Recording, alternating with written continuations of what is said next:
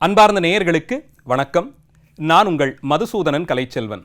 தினமொரு கதை நிகழ்ச்சியில் இன்று உங்களை சந்திப்பதில் மகிழ்ச்சி கொள்ளுகிறேன்.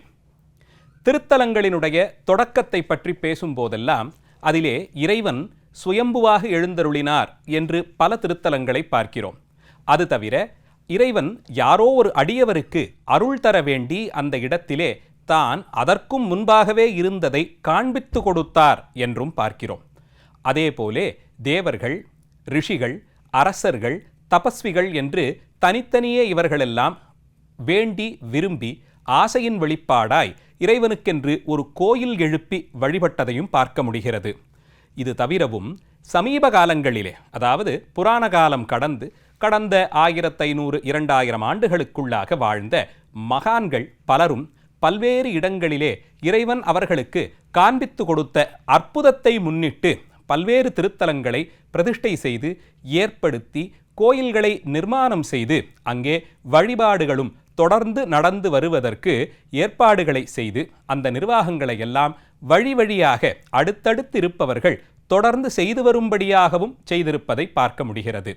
அந்த வரிசையில் இங்கே 1000 ஆண்டுகளுக்கு முன்பாக ஆழ்வார்கள் காண்பித்து கொடுத்த வழியிலே வேதாந்த கருத்துக்களையும் சேர்த்து ராமானுஜர் ஸ்ரீ வைஷ்ணவ சம்பிரதாயம் என்று அந்த சம்பிரதாயத்திற்கு திருநாமம் சாத்தி அதனுடைய சிறப்புகள் நாடெங்கும் பரவ பல முறை பாரத தேசத்தை யாத்திரையாக சென்று ஆங்காங்கே தங்கியிருந்து தன்னால் இயன்ற அளவு சமய பிரச்சாரத்தையும் செய்து பலரையும் வைணவ சமயத்தின் பால் ஈர்த்தார் என்பதை அவருடைய வரலாற்றின் மூலமாக அறிந்து கொள்ளுகிறோம்.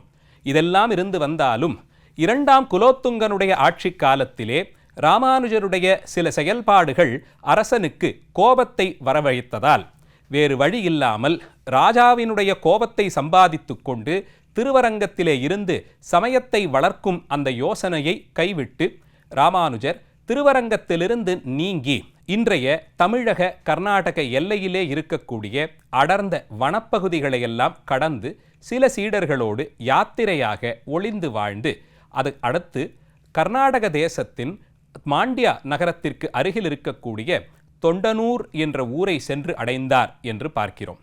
அப்போது ஹொய்சள அரசர்களில் பிட்டிதேவன் என்ற அரசன் ஆட்சி செய்து வந்த காலம். அவன் ஜைன சமயத்தை சார்ந்திருந்தான் என்பதை கல்வெட்டு ஆதாரங்கள் மூலமாக அறிந்து கொள்ள முடிகிறது. பிட்டிதேவன் ஜைன சமயத்தை சார்ந்திருக்க, ஜைன சமயத்தை ஆழ்வாராதிகளெல்லாம் தங்கள் பாடல்களிலே கண்டித்திருக்க, அந்த ஆழ்வார்கள் வழியிலே வந்த ராமானுஜருக்கு அந்த இடம் அடைக்கலமானது ஆச்சரியம்தான். தொண்டனூர் என்று அழைக்கப்படும் அந்த நகரம் அப்போது 1000 ஆண்டுகளுக்கு முன்பாக ஹொய்சள மன்னருடைய 2வது தலைநகரம் போலே இருந்திருக்க வேண்டும். அதனால்தான் அங்கே மிகப்பெரிய அளவிலான ஆலயங்கள் நிர்மாணம் செய்யப்பட்டு திருமால் வழிபாடு அங்கே சிறப்புற்று இருக்க பார்க்கிறோம். அந்த தலத்திலே நம்பிநாராயணர் என்ற பெயரோடு திருமால் எழுந்தருளி இருக்கிறார். தொண்டனூர் நம்பி என்று அழைக்கப்படும் வைஷ்ணவ ஆச்சாரியர் அந்த தலத்திலே இருந்து வர ராமானுஜருக்கு தொண்டனூர் இயற்கையாகவே வைணவர்கள் இருக்கும் பகுதியானபடியால் அது அவருக்கான அடைக்கல இடமானது. அங்கே பலகாலம் தங்கியிருந்து அப்போதும் சமணர்களோடு அவர் வாதம் செய்ததையெல்லாம் ராமானுஜருடைய புராணத்தின் மூலமாகவே அறிந்து கொள்ளுகிறோம். தொண்டனூர் நம்பி அவர்களின் மூலமாக அங்கே நம்பிநாராயண பெருமாளுக்கு ஒரு ஆலயம் நிர்மாணம் செய்யப்பட்டு அந்த ஆலயத்திலே ராமானுஜர் பலகாலம் தங்கி இறைவனுக்கு வழிபாடுகளையும் நிர்வாகம் செய்து வந்திருக்கிறார். ராமானுஜர் அங்கே செல்வதற்கும் முன்பாக அதே தலத்தில் அந்த ஆலயத்திற்கு நேர் எதிரே பார்த்தசாரதியாக இறைவன் கோயில் கொண்டிருக்கக்கூடிய ஒரு ஆலயம் சோழர் காலத்திய கல்வெட்டுகளோடு இருக்க பார்க்கிறோம். இப்படி ராமானுஜருக்கு முன்பாகவே வைணவ ஆலயங்கள் நிறைந்திருந்த தொண்டனூர் ராமானுஜரின் வரவிற்கு பின் நம்பிநாராயணர் என்ற பெயரோடு ஒரு இறைவன் அங்கே திருமாலுக்கு கோயில் ஏற்படுத்தி இருப்பதும் குறிப்பிடத்தக்கது. இதைத் தொடர்ந்து அவர் பல ஆண்டுகள் கர்நாடக மாநிலத்திலேயே வாழ்ந்து வந்தபோது பல இடங்களிலும் நாராயண நாமத்தோடு கூடிய திருமாலின் வடிவங்களை கோயில்களாக எழுப்பி பிரதிஷ்டை செய்து வழிபாடு ஆற்றியிருக்கிறார். அப்படி அவர் ஏற்படுத்திய 5 திருமால் ஆலயங்களை பற்றித்தான் இன்றைய நிகழ்ச்சியிலே பார்க்க இருக்கிறோம். இதை பஞ்சநாராயண பிரதிஷ்டை என்று வைணவர்கள் ஆர்வத்தோடு அழைக்கவும் பார்க்கிறோம். 5 நாராயணனுடைய ஆலயங்கள். நம்பிநாராயணன் அதிலே வரலாற்று காலத்தின்படி மிகவும் தொன்மையானவராக அறியப்படுகிறார். இந்த தலத்தில் இருக்கக்கூடிய அந்த திருமாலினுடைய வடிவம் கையிலே சங்கு சக்கர முத்திரைகளை மாற்றி பிடித்து கொண்டு நிற்பார். காரணம், தொண்டனூர் நம்பி என்ற தன்னுடைய அடியாருக்கு அவருடைய தோள்களிலே சங்கு சக்கர முத்திரைகளை பதிக்கக்கூடிய சமாஸ்ரயனம் என்று சொல்லப்படும் சடங்கினை திருமாலே குருநாதராக இருந்து செய்து வைத்தாராம். அதனால் நமக்கு எதிரே ஒருவர் நின்றிருக்கும் போது அவருடைய இடது வலது தோள்களிலே முறையே சங்கும் சக்கரமும் பதிக்க வேண்டுமென்றால் அதை எதிரே நிற்கும் நம்முடைய கைகளில் மாற்றி பிடித்து கொண்டால் தானே முடியும். அதனால் இந்த தலத்திலே திருமால் வலது கையிலே சங்கமுத்திரையும் இடது கையிலே சக்கரத்தையும் ஏந்தி எதிரே நின்ற தொண்டனூர் நம்பிக்கு சமாஸ்ரயனம் செய்து வைத்த கோலத்தில் காட்சி தருகிறார். இது பஞ்சநாராயண பிரதிஷ்டையில் முதல் நாராயணருடைய ஆலயம். அவருடைய பெயர் நம்பி நாராயணன். தொண்டனூரில் வசித்து வந்த காலத்தில் ராமானுஜருக்கு நெற்றிக்கு இட்டுக்கொள்ளும் திருமன்காப்பு என்று சொல்லப்படும் இந்த நாமம் வெள்ளை நிறத்தால் ஆன மண், அந்த மண் புனிதமான மண்ணாக கருதப்பட்டு அது சேகரிக்கப்பட்டு நாள்தோறும் குறிப்பிட்ட இடங்களிலே அந்தந்த இடங்களில் அதற்கான திருநாமத்தை சொல்லி 12 திருநாமங்களை தரித்து கொள்ள வேண்டியது விதி. அதை ராமானுஜர் கையிலே சேகரித்து வைத்திருந்த திருமன்காப்பு குறைந்து கொண்டு போக வரும் நாட்களிலே திருமணிட்டு கொள்ள அந்த மண், புனிதமான அந்த மண் கிடைக்காமல் போய்விடுமோ என்று அஞ்சினார். இறைவனிடம் விண்ணப்பம் வைக்க திருமாலோ அவருடைய கனவிலே எழுந்தருளி தொண்டனூருக்கு அருகே இருக்கக்கூடிய திருநாராயணபுரம் என்ற தலத்தை காண்பித்து கொடுத்து அங்கே ஒரு குறிப்பிட்ட இடத்தில் திருமன்காப்பு கிடைப்பதையும் காட்டிக் கொடுத்தார். மனமகிழ்ச்சியோடு அடுத்த நாள் அங்கு சென்ற ராமானுஜர் அந்த திருமன்காப்பு இருக்கக்கூடிய இடத்தை சேகரித்து அதிலிருந்து மண்ணை அள்ளி கொண்டிருந்த போது அங்கே திருமாலினுடைய ஒரு வடிவம், பிரம்மாண்டமான வடிவம் நின்ற கோலத்திலே சங்கு சக்கரம் கதை தாங்கி அபயகரத்தோடு கூடிய வடிவத்தை கண்டெடுத்தார். அந்த திருமாலுக்குத்தான் திருநாரணன் என்று பெயர் சாற்றி அவரை அந்த தலத்திலேயே பிரதிஷ்டை செய்தார். ராமானுஜர் திருவரங்கத்தோடும் திருமலையோடும் காஞ்சிபுரத்தோடெல்லாம் நெருங்கிய அளவில் தொடர்பு கொண்டிருந்தாலும் அவர் மனம் கவர்ந்தவராக, அவர் தான் பெற்ற பிள்ளை போலே பார்த்து கொண்டவர் திருநாராயணபுரத்தில் இருக்கக்கூடிய இந்த திருநாராயண பெருமாள்தான். அவரை ராமானுஜர் செல்வப்பிள்ளை என்றே அழைப்பாராம். செல்ல பிள்ளையாக செல்வ நாராயணனாக ராமானுஜருக்கு மடியில் அமர்த்தி வளர்த்து கொடுத்த குழந்தை போலேதான் அந்த திருமால் பார்க்கப்படுகிறார். அதனால் அவரை அந்த பகுதியில் இருக்கக்கூடிய மக்களும் வைணவ அடியார்களும் இன்று வரையில் செல்லப்பிள்ளை என்றே அழைப்பார்கள். ராமானுஜருடைய செல்லப்பிள்ளையாக அறியப்படும் இவருடைய ஆலயத்தை பிரம்மாண்டமான அளவிலே நிர்மாணம் செய்தார்.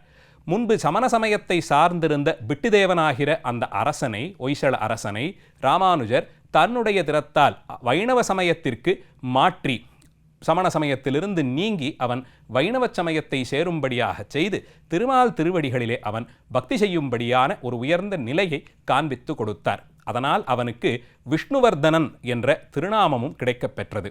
விஷ்ணுவர்தனனான வைணவ அரசன் உதவி செய்ய ராமானுஜர் அந்த நகரத்தை பிரம்மாண்டமான அளவிலே ஏற்படுத்தி அங்கே பல வைணவர்கள் குடியிருக்கும்படியாய் செய்து பாஞ்சராத்திர ஆகம முறைப்படி அந்த ஆலயத்திலே நாள்தோறும் எல்லா பூசைகளும் நடைபெறவும் ஏற்பாடுகள் செய்தார்.